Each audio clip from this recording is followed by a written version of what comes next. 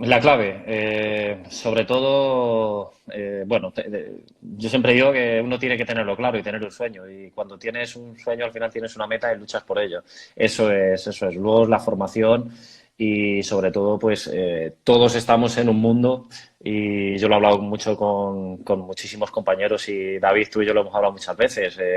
Este mundo también se alimenta de los contactos y no vamos a ser, no vamos a inventar la luz porque es así. Lógicamente, cuanto más posibilidades o más experiencias tienes, más los enriqueces. Pero si tuviera que dar una clave, sobre todo es tener un sueño, trabajar duro, formarte y sobre todo ser humilde y pensar que uno nunca lo sabe todo y que siempre debe estar abierto a nuevos aprendizajes. Es así.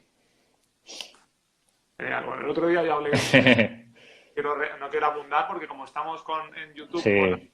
los vídeos grabados, vais a poder ver esas opiniones, ¿no? Entonces, donde yo me repita un poco, porque traigo a gente interesante para no cansar.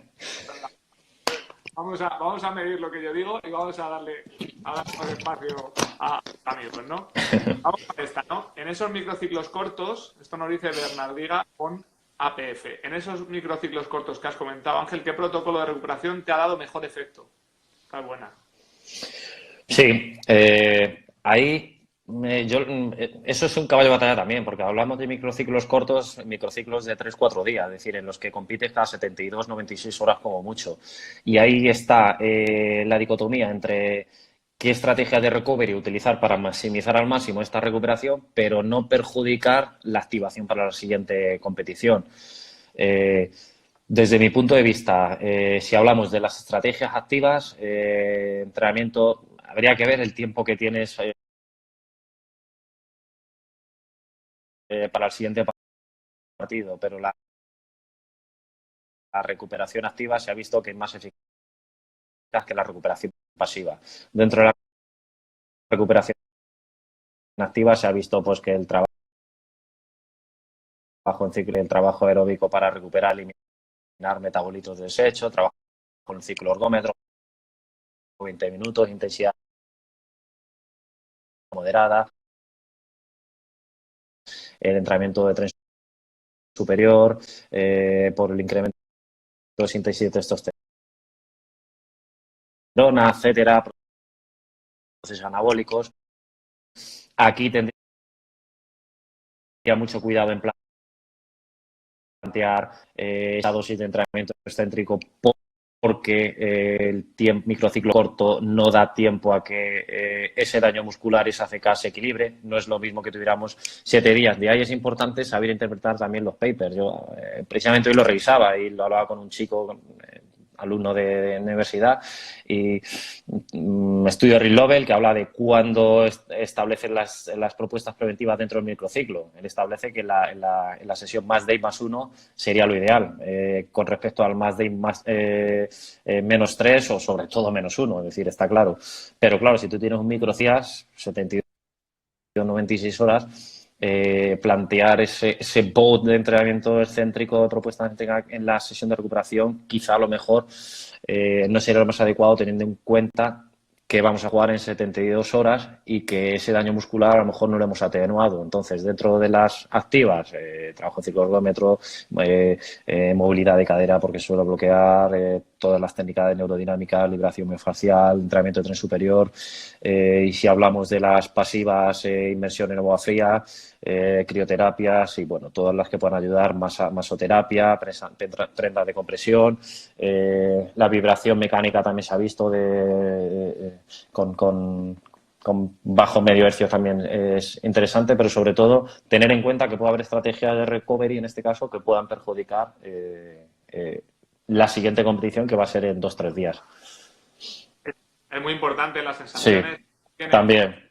y es muy importante que los preparadores, entrenadores, todos los técnicos que estamos en el entorno del deporte, seamos un ejemplo y sintamos lo que sienten los jugadores para poder transmitir. Sí, Yo creo que no lo creo, no me gusta decir creer. Yo lo siento y lo tengo bastante interiorizado, que el hecho de tener una condición física buena por parte nuestra, el entrenar cada día, el meternos alguna vez en alguna tarea para sentir lo que ellos sienten, es sí, fundamental. Me estabas hablando, por ejemplo, lo que supone un partido. Los que hemos jugado un partido y hemos visto que estamos 2 días destrozados, no entendemos por lo que no entendemos que entre en la cabeza el hacer un trabajo estético con la rotura de microfibras que se supone, ¿no? Y sin embargo sí podemos hacer un trabajo de pesas, un trabajo, como decías, aeróbico, donde no haya un impacto tan grande a nivel de roturas, ¿no? Sin embargo, viene un partido y dices, pues no voy a hacer ese trabajo porque además voy a estar 2 días después con agujetas, ¿no? Claro. Y la sensación que tengo yo a la hora de jugar un partido es de que tengo que estar fresco, y esa frescura me la da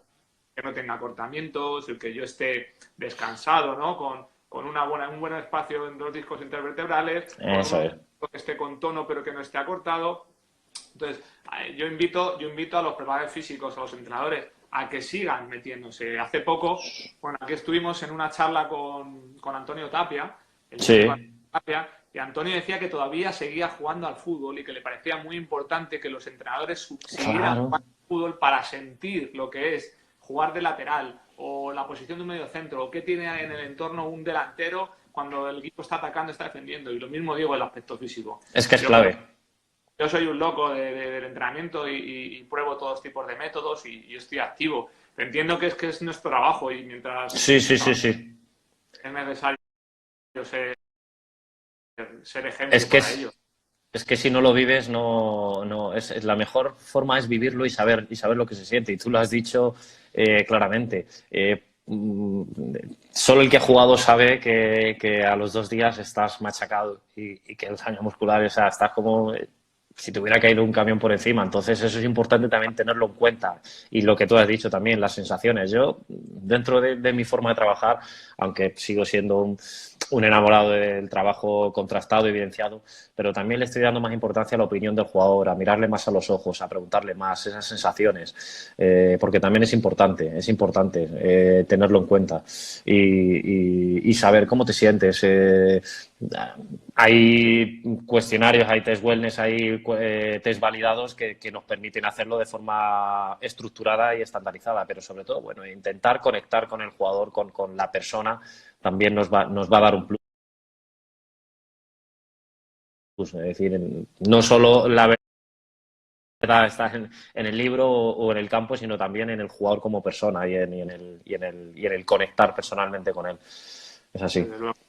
Así. Bueno, vamos a ir cerrando. Sí. Hay varias preguntas colgadas. Quería hacer la mención a Kevin CM, que decía que en microciclos cortos, ¿cómo enfocas la parte de optimización o cómo la planificáis? Como ahora hemos hablado del microciclo, vamos a dejar esta pregunta para respondérsela directamente. Te la pasaré a Ángel y le haremos la pregunta por mensajes internos para que respondido. Así que, Kevin, te agradecemos la pregunta y luego te respondemos directamente. Y hacemos una última pregunta de otra cosa que no sea ese microciclo. Mira, había una última pregunta, y ya con esto cerramos, que es: cuando careces de recursos o herramientas tecnológicas de primer nivel, ¿qué herramienta o medio recomiendas para utilizar en el día a día a la hora de controlar, medir y gestionar las cargas de entrenamiento? ¿Qué aportarías tú desde ese punto de vista? Pues muy sencillo, para valorar el nivel de recovery, wellness test, sueño, daño muscular, fatiga y estrés. Para controlar la carga de entrenamiento, RP. RP unidades arbitrarias, RP por minuto. Importante protocolizar bien cuándo hacerlo, en la primera media hora después de terminar el entrenamiento, de forma individual a cada jugador, para que no haya contaminación en las respuestas y a ser posible que la respuesta sea visual, indicando el nivel de RP y que no sea verbal, porque eso pues va a coaccionar al compañero para su respuesta. Entonces, con esas 2 herramientas, es que la mayor parte de los estudios que se empezaron a hacer de ratios de carga, de correlación carga-entrenamiento con incidencia lesional, se hacían con RP y provenían de autores australianos que fueron los que introdujeron y los que más profundizaron luego en GPS. Entonces, pues, con esas 2 herramientas no hace falta... hay que ser realista. En determinados entornos amateur, pues no tienen la suerte de disponer de 20, 25 GPS, que es mucho dinero. Entonces, pues con esas 2 herramientas se podría tener más o menos un control más o menos perfectamente de la carga de entrenamiento. Perfecto. Vale, pues igualmente a Jorge, que acaba de entrar, también la pregunta se la dejamos para responder en privado. Sí. Y aquí nada, despedirte y darte las gracias por este ratito. A mí me ha encantado. Intento Gracias. enfocarlo esto como una conversación con amigos. Sí, sí, sí, sí. Porque estoy aprendiendo un huevo de lo que me contáis, ¿no? Porque al final estamos en el mismo mundo y en el mismo entorno profesional y prácticamente todo el mundo hace lo mismo, Sí. pero todo el mundo también hace cosas diferentes y cuando te metes un poco más, pues en el apartado como me toca a mí, que soy tan afortunado que me han dado la oportunidad de trabajar más en el apartado técnico-táctico y me separo un poco de la operación física, Sí. empiezas a hacer ese hilo y me estás diciendo cosas que me parecen súper interesantes. Porque tú has sido el compañero. Al final hemos hecho de todo, tío. Yo no sé Sí, tú, sí, sí. yo he trabajado de entrenador, de segundo entrenador, de scouting, de preparador físico, de analista, Todo. de secretario técnico. Hemos hecho De todo. hasta llevando el agua. Así que nada, que muchas gracias, tío. Y David, vamos a ver gracias. si se va acumulando gente. A lo mejor podemos repetir en unos días, pero Perfecto. me parece a mí que no vas a tener hueco. Tú ya sabes, David, que aquí por tiempo no será. Me parece que nos va a tocar estar otros 15 días más de cuando dijeron. Entonces, fíjate, si tenemos tiempo para pasarlo aquí. Para mí ha sido un auténtico placer. Igualmente podemos hacer también, a ver si buscamos también opciones de hacer a 3 y a 4 que puedan ser interesantes también. Así que nada, qué guay. Un abrazo, macho. Y un abrazo, cuídate. A todos, muchas gracias por Gracias. las preguntas. Tanto Ángel como yo responderemos a las que nos mandéis. Y si son más específicas de preparación física, yo creo que Ángel os va a dar una visión mucho más actualizada. Un placer, lo dicho. Hasta el miércoles. Un abrazo, David. Un abrazo a todos.